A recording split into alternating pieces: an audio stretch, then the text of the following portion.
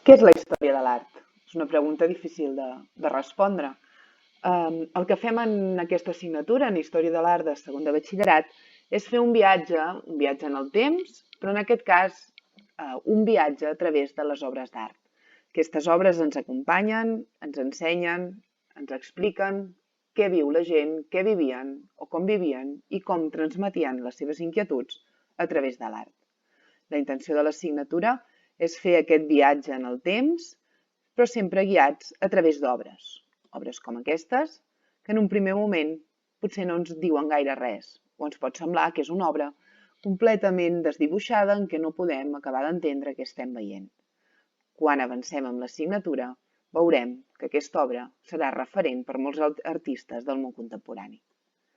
Tenim diferents tipus d'obres, veiem diferents tipus d'autors, i aquest viatge l'iniciem a l'època dels grecs i els romans.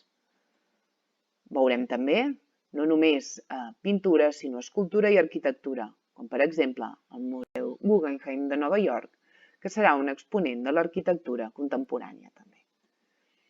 Veurem obres que ens sorprendran, que ens agradaran, que no ens agradaran, colors vius, colors apagats, batalles, fotografia,